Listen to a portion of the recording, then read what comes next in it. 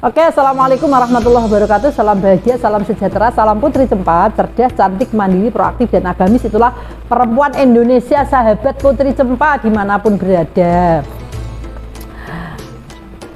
Orang tua itu ada yang iri ketika melihat ada anak temannya yang menurut, patuh, pinter, berbakti, birrul walidain lah pokoknya. Kok bisa yo anaknya temanku senurut itu, sesolih itu, sebaik itu, tapi kenapa anakku enggak? Kenapa anakku bedul, dablek, terus wes saya elek tok pokoknya. Kenapa kok anakku? Teman-teman, anak belajar segala hal itu yang pertama dari orang tuanya. Nomor satu, belajar banyak hal. Tidak ada anak bisa marah kalau tidak melihat orang tuanya marah. Jadi anak bisa ngambek, bisa marah, bisa berkata-kata kasar, bisa misoh-misoh, bisa ngomongin sak kudune dhewe ya teko wong tuane. Bapake entah ibuke senengane meluapkan emosionalnya dengan marah-marah, dengan kata-kata kasar. Anak mendengar, melihat, meniru, mempraktekkan. Ini yang terjadi. Jadi orang tua tidak bisa menyalahkan anak ketika dewasa tiba-tiba anaknya tidak perhatian. Nggak bisa orang tua menyalahkan. Orang tua harus menyalahkan dirinya sendiri. Kenapa anakku seperti itu? Kenapa anak orang lain tidak begitu? Kenapa anakku seperti itu? Enggak, aku sejak kecil itu sudah mendidik dia baik kok. Aku mendidik dia itu tak sekolahkan ke luar negeri, tak pondokkan di pesantren, semuanya tak biayai. Tapi kenapa anakku begitu? Berarti secara rohani, secara hati orang nyambung karo putrane. Hanya secara hubungan fisik saja, hubungan raga saja. Anak takut ketika orang tua memberikan uang, tetapi ketika hubungan itu selesai, orang tuanya sudah tua, uangnya sudah habis, anaknya lari. Tidak ada hubungan hati, tidak ada hubungan emosional, tidak ada keterikatan rohani antara ibu bapak dengan anak. Ketika kita melihat anak kita dewasa dalam kondisi tidak patuh, tidak pinter, tidak berbakti, kemudian kita semakin menyalahkan anak-anak. Aku kalau nggak dosa, kamu tak masukkan kembali ke perutku misalnya. Itu akan menambah anak jauh dari orang tua. Karena ingat, sesungguhnya di dalam agama, orang tua yang baik adalah orang tua yang memang sejak awal mendidik anak akhlak yang baik. Bukan menyekolahkan anak di sekolah favorit, bukan mondok ke anak di pondok yang terkenal, yang mahal misalnya. Enggak sama sekali teman-teman. Tetapi yang paling penting adalah menanamkan nilai-nilai moral yang baik, mendekatkan kedekatan emosional yang baik, membuat anak itu merasa bahwa dirinya itu suwayan banget dengan orang tuanya. Mereka selalu dikasih kesempatan untuk mengekspresikan, aku itu sayang mama, aku itu sayang papa, aku itu sayang mama sama papa, aku itu tergantung sama mama dan papa, misalnya seperti itu. Beri mereka kesempatan untuk meluapkan rasa sayangnya kepada orang tua. Jangan sampai mereka merasa bahwa orang tuanya itu tidak perlu tahu bahwa dia itu sesayang itu gitu loh sama orang tuanya. Nggak perlu tahu, aku ngapain kok harus tahu, lebih kamu begini-begini. Nggak boleh begitu teman-teman. Kita persiapkan anak-anak kita menjadi orang yang menghormati orang tua, tidak hanya kepada orang tuanya sendiri, kepada orang tua yang lain. Karena faktanya ada anak yang justru hormat kepada orang tuanya sedemikian rupa, tapi kepada orang tua yang lain dia antipati juga ada. Padahal yang kita kehendaki tidak seperti itu. Kita juga tidak ingin anak kita kalau kepada orang lain baik banget, tapi kepada kita acuh banget, nggak begitu. Jadi tanamkan nilai-nilai keikhlasan, nilai-nilai moralitas, ketulusan, kebaikan. Tanamkan itu pada diri anak-anak kita sejak mereka kecil. Bagaimana caranya? Satu, ajak mereka berbagi. Ajak mereka punya rasa empati kepada orang lain. Kalau kita sedekah, kalau kita infak, kalau kita zakat, beri kesempatan anak-anak kita untuk memberikan. Jangan sampai kesuwen tak enak aku dewe ngenteni kue malah ora barbar misalnya. Enggak begitu. Tetapi memberikan kesempatan kepada anak kita. Adik, kakak, ini tolong sedekah ini antarkan kepada anak yatim itu. Jangan lupa ya, nanti bilang terima kasih. Loh kan aku yang Bu, aku yang ngasih, kenapa kok aku yang terima kasih? Terima kasih dia sudah mau menerima sedekah kita. Terima kasih dia sudah mau menerima zakatnya ibu sama bapak. Oh, berarti justru kita berterima kasih ya Bu. Iya dong, kalau dia nggak mau bagaimana? Bapak mau memberikan zakatnya, ini kewajiban, ini kebutuhan kita. Sehingga anak itu tahu bahwa ternyata memberi adalah sebuah moralitas baik yang kita butuhkan. Bukan orang yang diberi yang butuh, tapi kita butuh memberi. Seperti misalnya pada saat penyembelihan hewan kurban, kita libatkan anak-anak untuk memilih, ayo beli kambing sendiri, ayo beli kerbau sendiri, kamu pilih yang mana? Bu, yang kecil aja, nanti apa itu dikasih ke orang kalau yang besar.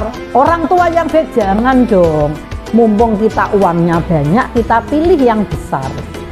Kita mau ngasih korban itu yang terbaik. Nah, uangnya sedikit ya, karena hari ini uang kita pas-pasan, kita beli yang kecil dulu. Tahun depan kita akan beli yang gede, yang gemuk. Ajak mereka seperti itu. Dan ajak mereka membagi daging korban itu dengan ucapan terima kasih. Terima kasih ya Pak, sudah mau menerima daging korban kami. Terima kasih. Bukan orang yang dikasih yang terima kasih, tapi kita yang justru berterima kasih karena daging korban kita bermanfaat. Ini perlu dilatih sejak mereka masih kecil. Lama-lama mereka tahu bahwa berbuat baik adalah sebuah kewajiban, sebuah kebutuhan, sebuah keniscayaan. Berbuat baik bukan untuk orang lain, tapi sebetulnya untuk diri kita sendiri. Ketika anak-anak diajarkan seperti itu, nggak mungkin anak nggak ingat sama orang tuanya. Tapi kalau sejak kecil diajarkan, sudah nggak usah ngapain beli hewan korban, kalau yang gede-gede, yang kecil aja, sudah nggak apa-apa, duitnya sini kasih ke ibu aja, nggak usah yang besar-besar. Anak akan melihat orang tuanya seperti itu, dia meniru. Ibuku ternyata nggak sebaik itu kok. Ibuku ternyata orangnya itu kamuflase, modus. Di depan orang pura-pura baik, tapi di belakang ternyata walah modus. Hanya pencitraan saja, hanya sok-sokan baik saja. Anak itu tahu loh teman-teman. Anak itu tahu manakala orang tuanya itu hanya modus, hanya pencitraan, hanya kamuflase, hanya pura-pura. Anak itu tahu. Tetapi anak menyimpan dalam hati kekecewaan itu, menyimpan dalam rasa sakit hatinya terhadap orang tuanya, dan akhirnya mereka protes. Mereka bisa menjadi penipu, bisa menjadi penjahat, bisa menjadi orang-orang yang NPD. Mereka bisa acuh tak acuh dengan saudaranya, dengan keluarganya. Karena apa? Karena mereka melihat orang tuanya itu kamuflase, modus, pembohong, pencitraan. Mereka tahu.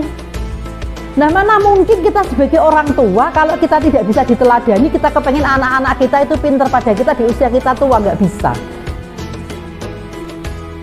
Bisa itu ada loh, penjahat, bapaknya perampok, bapaknya itu wes pokoknya nggak bisa diomelin, tapi anaknya itu ya wes masya Allah berbakti betul sama orang tuanya, baik betul. Kita tidak tahu dibalik sifat jahatnya, dibalik sifat biadabnya, kemungkinan besar orang tua itu di hadapan anaknya itu dia terus terang ngomong minta maaf. Maafin bapak ya nak, bapak memang nakal, bapak memang jahat, tapi besok kamu jangan ikut bapak ya nak, jangan seperti bapak ya nak, bapak melakukan ini terpaksa karena bapak kondisinya seperti ini. Ada yang seperti itu. Kita tidak tahu bahwa di balik semua kehidupan manusia itu ada sebuah rahasia kehidupan yang kita tidak bisa menerka. Tapi rata-rata kalau dibuat hukum umum, bapaknya penjahat, bapaknya penipu, bapaknya NPD, bapaknya tidak bisa, anaknya juga akan meniru, meskipun pada fase-fase tertentu anak akan sadar dan ini salah dia, iya, tapi pada saat perkembangan kehidupan mereka, fase-fase pertumbuhan dan perkembangan itu anak itu cenderung kebingungan. Aku iki ape nurun sapa yo? Aku wis reti nek bapakku karo ibuku kuwi elek. Aku iki nurun sapa? Anak bingung. Bener. Siapa yang harus saya ikuti? Orang tuaku yang mana sikapnya yang harus saya ikuti? Kalau kita sebagai orang tua ingin anak-anak kita penurut, berbakti, maka sejak usia dini, sejak kecil, sejak mereka lagi tumbuh kembang dan dewasa, mari kita didik dengan sebaik-baiknya kejujuran, keterbukaan, kepercayaan diri, kebaikan, ketulusan, keikhlasan. Mereka akan paham bersikap yang sportif bagaimana, bersikap yang berani membela kebenaran itu bagaimana, bersikap yang memberi dengan ketulusan dan keikhlasan hati yang seperti apa, itu mereka akan memahami itu. Nah, perempuan punya peran yang sangat penting untuk menumbuhkan, untuk mencetak karakter anak yang benar-benar siap berbakti kepada orang tuanya. Tidak hanya kepada orang tua kandungnya, tetapi kepada orang-orang tua di sekelilingnya. Karena ketika orang tuanya sudah meninggal, anak yang berbakti kepada orang tuanya pasti dia juga akan berbuat baik kepada orang-orang tua, sahabat-sahabat ayah ibunya. Dia akan merawat itu, memelihara itu, menjaga itu. Bagaimana sahabat-sahabat, saudara-saudara, bapak ibunya meskipun sudah meninggal, dia meneruskan persahabatan itu karena dia ingin selalu berbakti kepada orang tuanya. Nah teman-teman, semoga kita punya anak yang selalu berbakti kepada orang tua dan kita menjadi orang tua yang memang bisa diteladani, sehingga anak-anak kita merasa punya kewajiban, punya tanggung jawab, punya panggilan hati, panggilan nurani untuk selalu berbuat baik dan berbakti kepada orang tuanya. Salam bahagia, salam sejahtera, salam Putri Cempa. Perempuan itu cantik, cerdas, mandiri, proaktif, dan agamis. Assalamualaikum warahmatullahi wabarakatuh.